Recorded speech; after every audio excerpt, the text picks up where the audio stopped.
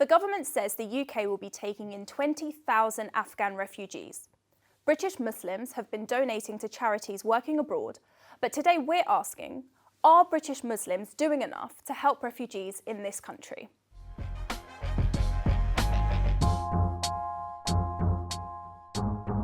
I'd say definitely not. No. I think it'd be very bold of us to say that we're doing enough for people that are in the most desperate situations around the world. I think our religion teaches us, as an ummah, we're like one body. If one part feels pain, then the whole body feels pain and is conscious of it. You look at examples of, the fostering crisis, for example, here in the UK, close to home, we see a disparity in how many Muslims actually there ready to take on these refugees, that have come from Muslim backgrounds, So it just shows just an example of where we don't want to inconvenience ourselves to that extent, where we really want to help these people. Does anyone agree? Yeah, I definitely agree with that, sorry. Because the Quran literally teaches us, if you help one person, it's as if you've helped the entire ummah. And if you hurt one person, it's as if you've hurt the entire ummah, like humanity. So I think everyone can always do more than what we do already. I think it also comes down to what the government's doing as well. The government can always do more. And our world leaders also. What about us though? But what about us? I think personally we can always do more. Even if we don't get support from the government, you can literally create your own kind of groups and try and do more, help the refugees that are coming in. For example, Afghanistan, the refugees are coming in. Bring together a group. Donate clothes to them, donate food to them. You don't have to wait for someone else's approval. So I think people just need to kind of understand that, do it from within. Mariam, have you done anything to help refugees? So we're currently, through Help the World Oxford, we're working on doing donations and food packages to the refugees that have come in. So we're in the process of working on that, inshallah. So there'll be something on that soon. Just out of interest, I mean, everyone's free to answer, but would you ever open your home to a refugee? Because of my age, I would love to, but obviously I'm living with my parents. So if they agreed, then I would love to. I would really, really love to do that. Would anyone else open up their homes to a refugee? Yeah, sure. Yeah, definitely.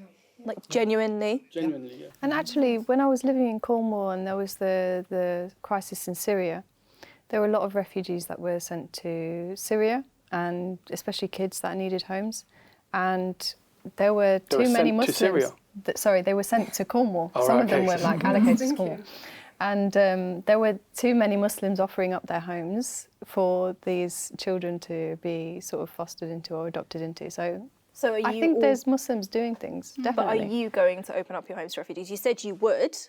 Who here actually will? How do you do it? I feel like I don't know enough about the process. Sorry. But would you research it and do it if that's the case? Yeah, but sometimes I feel like we're all saying that we would, but how many of us would actually be we've got kids, or you might have bills to pay. There's so many things that come down to having another person in your house. Sometimes that can cause an inconvenience for going to work or so many other things. So I feel like not everyone. I know, it wouldn't be permanently. It's not like you move in, you've got a free pass. You come in, you get your status, you get your thing, and you go and earn your living like the rest of us. Yeah. But who actually knows Muslims have done that? I know you mentioned this happened in court, but does anyone actually personally know somebody who's opened their home to refugees? Because I don't. Yeah. Let me just back up a little bit, because I think for a lot of us, say before the Syria crisis, the idea of helping refugees is a very abstract concept. It's like sending money overseas to some camp overseas. And that's sort of the only way we thought of it. We might donate our clothes to a pile and think it would get taken over there. After the Syria crisis, with refugees coming in by their thousands into this country, a lot of people, Muslims included, began to think of it very differently. Where I live in a rural town in Yorkshire, and 50 families came to live in our area. And as a community, we wanted to help. And the only way we realized we could help is to be a bridge between those refugees and wider society. They came in through particular programs. Through the government. It's not like you can just search for a refugee and invite them into your home. There's a process. But the more you learn about that process, the more you learn where you fit into that process, where you can actually say, I'm willing to be like a host for a refugee family, or I'm willing to provide this service or that service. And once you learn that, there's a lot we can do. And I think we've become a lot more educated in the last 4 or 5 years. There is going to be, like it or not, a surge of refugees from Afghanistan coming through official channels. Our community has just welcomed the first family from Afghanistan. And again, we're a rural community in Yorkshire. This is not to say, big cities like London will have a lot more. So this is an opportunity. I would say for British Muslims, this is a real opportunity to learn about what it means to support refugees, and think about what they need. They don't need. A good friend of mine runs a refugee charity in Greece, and I was fortunate enough to visit 2 weeks ago, and I met a lot of refugees from Syria, and looked at the operations there, and they went in to try to help, and they learned very quickly that they didn't need so much food or things like that. What they needed was legal assistance. How do they get their papers so they're legal and they can work and they can bring their family members over? And they changed their whole operation based on that. So helping refugees is a real process of learning on our behalf. We have to learn in order to help them the best way that they need. I think that's a really good point. And a lot of the time when we talk about helping people, we instantly think donations, food, money, clothes, etc., etc. But donations, I personally have a big problem with because of certain political implications that it has, donating to certain charities, how the donations get to people and bits like that. I think when we think of what we actually do in our daily lives, that's where we can help refugees, and not just refugees, people from countries that are unstable in general. When we go to work and we do our 9 to 5, what are we actually working towards? That's like most of our life that we're spending at work. Should we not be doing a job that assists those people in countries where they are being downtrodden and they are being, have a lack of support, don't have economic freedom, don't have the things that we have access to just because we're born in the UK? But when you're giving charity, it's about your intention, isn't it? Yeah. So regardless if it leaves the door or not, you're still going to get that ajr. But I still think you should qualify it to a certain level. Like, you're not meant to do things blindly either. But yeah, of course, your intention is the main thing. But yeah, by this principle here, you can't trust anyone. yeah, exactly. Yeah. You have to same be thing for, so careful when it comes fair to enough. charity. Why? You have To be lose so 100 quid or careful. 200 quid? And there is a lot Not of to lose 100 quid or 200 quid, but what do you think that 100 quid or 200 quid is actually It's doing? a win-win though. You Think know, about it, when though. charities work in countries, they have to have licenses to work in fair those enough. countries that come from certain governments. Exactly. Any charity that exists has to have the regulations behind it. Everything's fine. So if you move away from, the worry of where the money's going, can I ask what other ways are there to help? Because when you ask this question, people usually think donate or social media, share on social media. How else can we be helping refugees? Maybe vote for your governments not to be sending troops into these Muslim countries. Yeah, I'm just advocate for them. Frankly, just inform. Like, we are learning so much ourselves, and there's so much ignorance out there about what refugees are. Remember how they were exploited for Brexit. People don't know who these families are, why they're fleeing, why they deserve support. They have these, blind narratives about them being, terrorists and things like that. We need to educate people. We need to inform people about what the situation is, why they're coming in, why it's our duty to help them, and who they really are, that they're actually, coming to benefit our society, not to harm it. And a lot of these can be, these myths can be dispelled just by talking to these people. Yeah, I was going to come around to that. Looping back to charity, maybe if we don't trust the bigger charities, to seek these people out even and do it on a one-to-one basis, on a grassroots level, there's nothing to stop us. It'd be great to know how we reach out and how we identify that people are entering our community from these war-stricken areas. So are we doing enough then? Are British Muslims doing enough? I don't think so. One.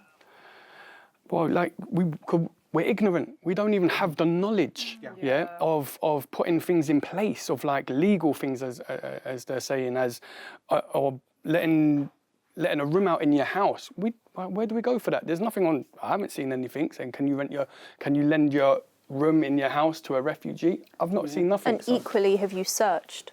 Yeah, of course. I was thinking sometimes it does come down to us, and like we kind of restrict ourselves into finding what we can do to help and go out there, like you said, grassroots level. That's probably the best way to help with refugees, volunteering and getting to know people, knowing other people that can really have a I heard a story the other day about a refugee from Syria, a woman who used to make cheese back in Syria.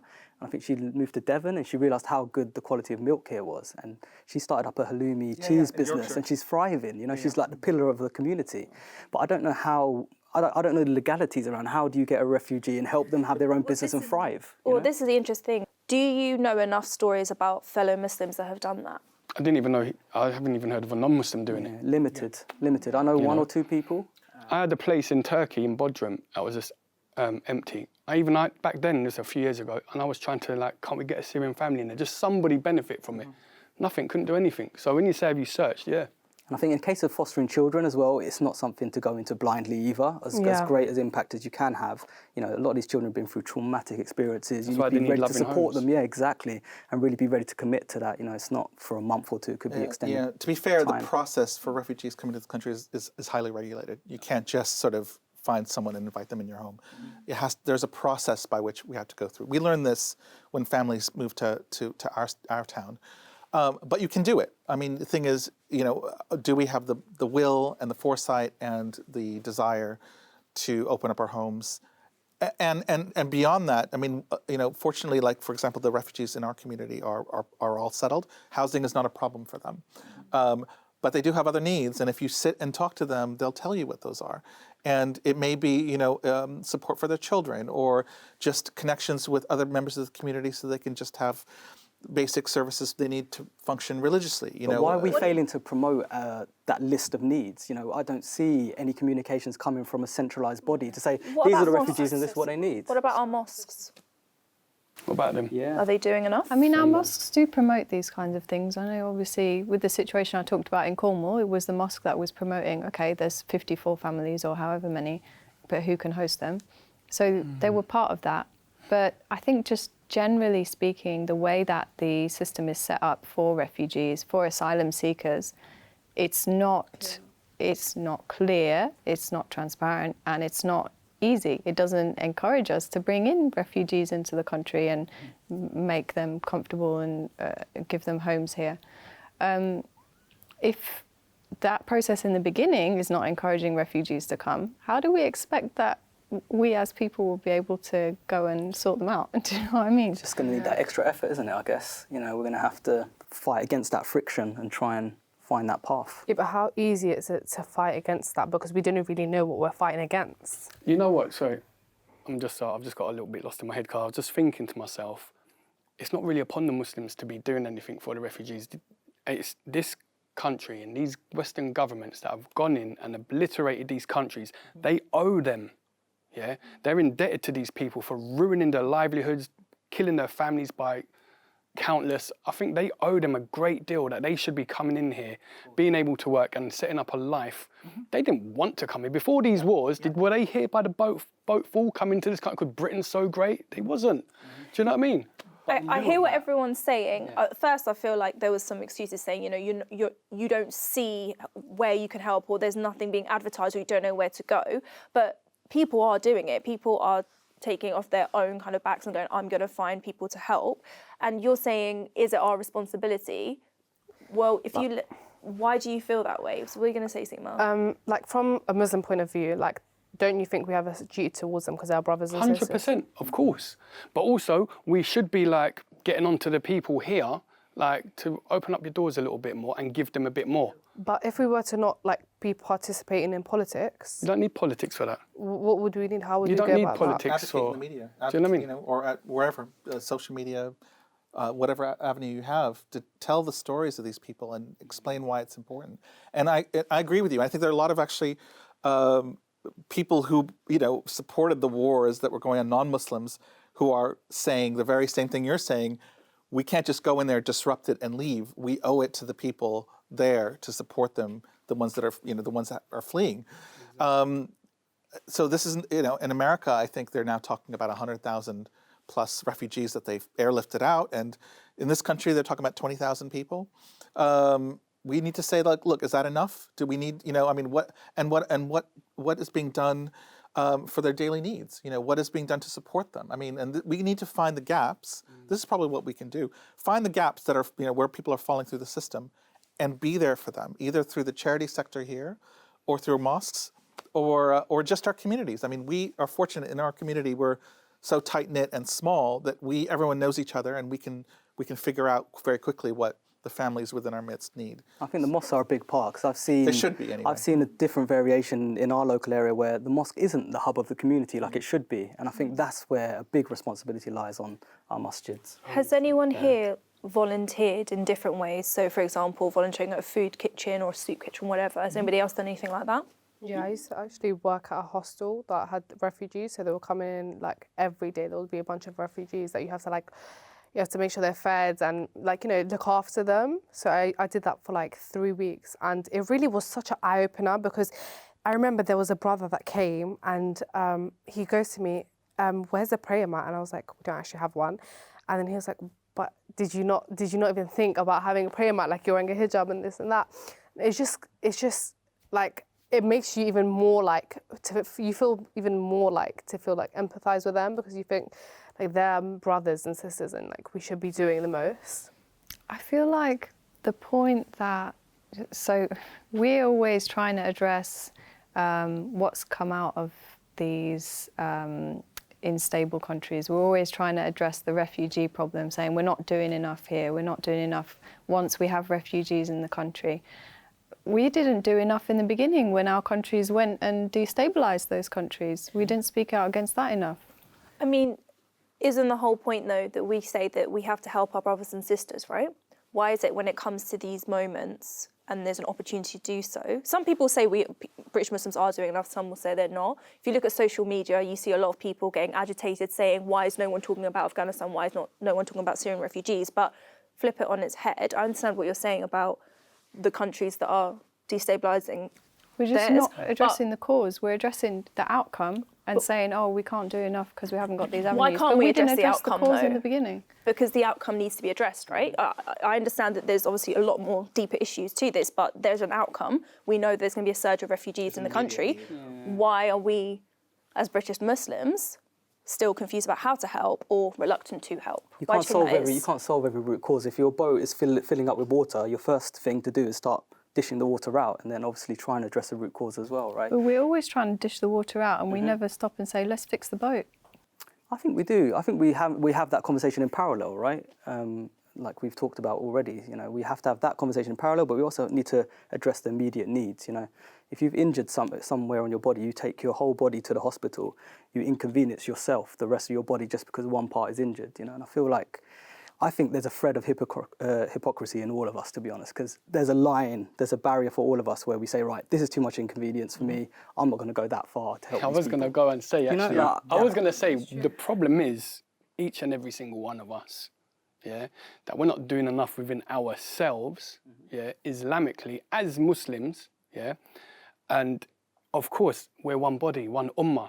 So your problem is going to be my problem. When I sin, it's going to affect everyone else. Do you understand? And that's the consequences of being a Muslim. So what you're saying is right, there's hypocrisy. And to be honest with you, we're going to see these things on the television and everything going, and we're going to go sympathise for 10 minutes or whatever and go back to, our kids, our families. Do you know what I mean? Do you think we're numb to it? We're numb. Of course we're numb. Our hearts are dead. Like, what are we really doing to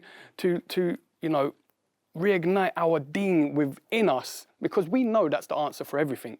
We know as Muslims, hands down, nobody's going to disagree that Allah says in the Quran that He will not change a nation of people until they changes within themselves. What are we doing to change? Mariam, I know you mentioned already that you've done quite a bit for refugees. What's next? What do you think is the next step for you? What else can you do? So we're still in the process of kind of organising these camps, like getting all these refugees in. But it's just a case of educating everyone else, sharing it more on social media, getting more people to get involved, getting the mosques involved as well, because we have a couple of mosques in Oxford where we've kind of done food donations before. We've done it with Help the Oxford before as well, like food donations to the homeless and stuff like that. So it's just kind of carrying that on, but just getting more people involved, because I still stick by the fact that I don't think people do enough. It's easy to get people involved when you reach out or promote what you're doing. Do you think it's quite easy to get people? Our team has grown. The volunteers that we've got with Help the Oxford has gone from kind of like, it's only been a year and we've hit over 100. So it's easy to do it. We just need to find more people. And alhamdulillah, we do have a good team of, more than 100 people. But it's just when times like this, who actually does come forward to help you, So it's kind of just pushing that. But Muslims are the biggest like charity givers in the UK, right? Yep. So I mean, it's not like that we don't want to.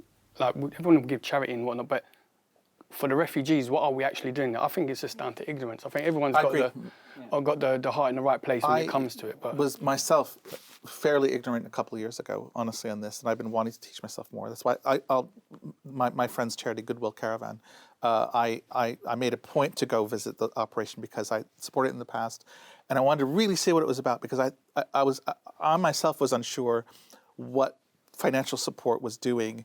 And I learned so much, and I'm going to be assisting with fundraising for them on the basis of what they're doing that I think nobody knows about. They don't because a lot of people just don't know what the needs are. They think the needs are literally as basic as just clothing, but actually clothing wasn't the thing that they really needed. It was so many other things. So I think education. We just need to educate, find the people within our communities that are doing great work, and support them because not everyone can be a refugee agency to start up. Not everyone can do that, but the ones that are doing it really, really well need our support. And I think that's the challenge. Let's educate ourselves. I think we underestimate. 100%. I think that legal stuff is a big part, though, right? Like, how does a refugee come here and even have a business? It's so complicated. How do we unravel that for them and help make it more feasible?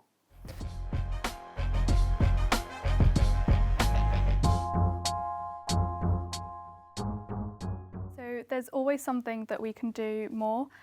Even though we're all kind of getting together, the community's coming together, we need to educate ourselves before educating other people. So I'm definitely going to go away, do research, how to help refugees. That discussion has opened up my eyes a little bit and made me realise that actually maybe I can do a little bit more for refugees coming into this country. So I'm definitely going to go ahead and do some research and see what I can offer, more than just food and clothes. I think I've taken away from that conversation that there's a lot of good intentions from the Muslim community. Everyone wants to help refugees, but I think I've understood that we really need to think about how we're helping them and what we can actually do that's constructive rather than what's easy for us to do, like donate money. What I'm going to take away from the final discussion is that refugees need our help and we can always help them more, and I really, on a personal level, want to go out and seek channels in which we can have a positive impact on their lives. Like some of us have done research, and there's not a lot of programs, there's not a lot of places we can go where we can individually help or impact a refugee directly. It's normally through donations and through charities, and sometimes people are not comfortable doing that. They don't really, sometimes people like to know the impact they're actually making, they want to see it. So I feel like I'm going to do some research into where I can directly impact a refugee. I think there's a lot of will amongst British Muslims to help refugees. I think what's been missing is the understanding of what it is refugees need, and the understanding of how to help and when. We know there's an imminent crisis of refugees coming into this country. And fortunately, we've learned something from helping Syrian refugees settle in this country over the last 5 years. So I think we have a very strong basis now to be more involved. There are great charities doing work with refugees, whether it's in the UK or elsewhere in Europe.